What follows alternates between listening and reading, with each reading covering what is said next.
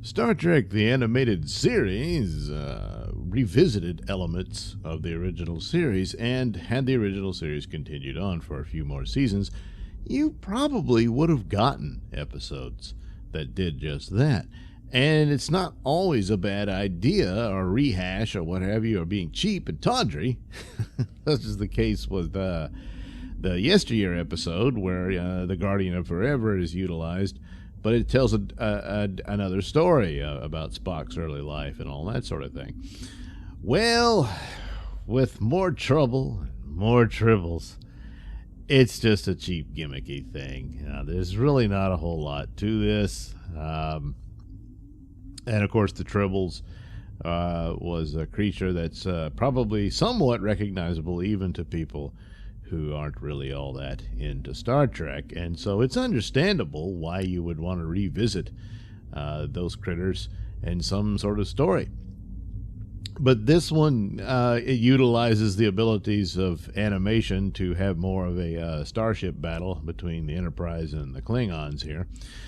But it pretty much is just a rehash of the original show. So they're not on a star base. They're traveling through space, and you see the Klingons are trying to destroy some Federation vessel. And meanwhile, Kirk's in charge of protecting, can you guess what? Can you guess? Yes, grain again. Yeah. So they put that in as well. I forget what it's called. Again, supercalifragilistic wheat. But there's these robot ships, and they've got stockpiles of this stuff, and some colonies in desperate need of it. I guess they don't have enough around to replicate with replicators. This goes back and forth with Trek about there are some plot holes in it in regards to the technology and whatnot. But anyway, so it's the Tribbles and the Klingons again, and special guest star, yes, Cyrano Jones. So the ship that's being fired upon is Cyrano Jones' ship. The Enterprise intervenes to protect him, and then the Klingons reveal a new weapon, which would have been game over for any conflict between the Federation and the Klingon Empire, because the weapon is able to just basically knock out the power of the ship. So the Enterprise is pretty much paralyzed for a moment, but they still had some abilities, and they figured out that they could still control the robot ships that the Klingons were ignoring for the moment, and use them to ram the Klingon ship. So yeah, some of this stuff was actually pretty clever and good and everything, but the overall plot and story is very much a rehash and sort of a revisit of whatever became of Cyrano Jones. He was left with the job of having to clean up the Tribbles on the starbase, and they were going on about how long it would take. Well, it turns out he found a solution for it, and he says, "Oh, look, I found this creature that's the natural predator of the Tribbles." And this orange, goofy-looking thing, which they could not have done in the old show with the special effects ability and budget they had at the time. Although I suppose they might have done something on like a puppet strings or whatever. But anyway, this thing just climbs on top of a Tribble and absorbs them, and that's that. They're gone. Meanwhile, they just stand around and watch this happen, like, oh, look at that. And also, Jones has figured out how to, spay and or neuter the Tribbles, so they can't reproduce. But they do get very, very fat, and so that becomes a problem. And of course, once again, they break into the grain that they have on stars. They sacrifice one of the robot ships in the battle with the Klingon ship. And so the Enterprise is going to have to carry the load of the grain and all that. So, of course, the Tribbles get into it and everything.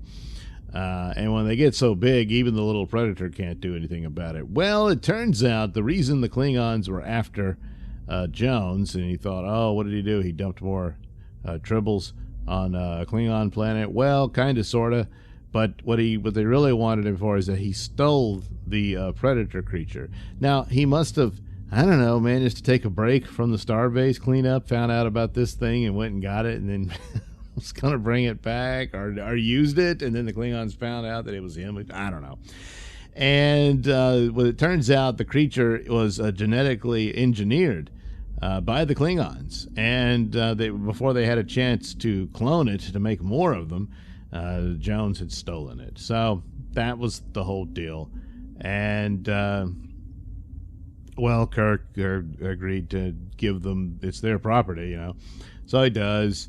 And then the Tribbles are a problem. So what do? Oh yes, they beam it over to the Klingon ship.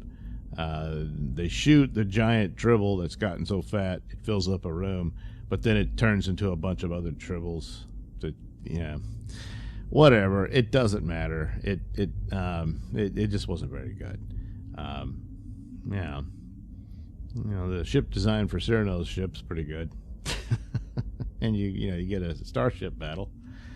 I don't know why the Klingon was wearing pink, but they might have had their communities here and there. But whatever. That's about it. I wasn't too wowed by this enterprise, if you will. Had they come up with a different plot or something better, sure, have Tribbles in it, but I think the Tribbles was a one-and-done deal. They've since then been horribly abused by both the new movie series and then the Kurtzman Trek in a very, very horrible way. So in that matter, this episode is not that bad. It actually leaps and exceeds beyond those idiot attempts at shoehorning the Tribbles back into Trek, because, it's a pretty easy toy to make, I'm sure. But if anyone was still interested in Star Trek, then I suppose they would sell. But they pretty much beat the crap out of that franchise, But anyway, so this wasn't all that great. I don't think so. Yeah. Oh well, we'll see what happens in the next episode of Star Trek, the animated series.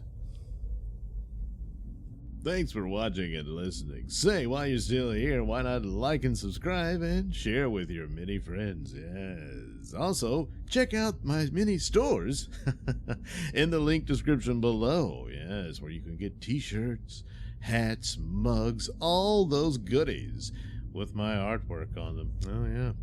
And head over to indieplanet.com and pick up a copy of my comic book, Night Night.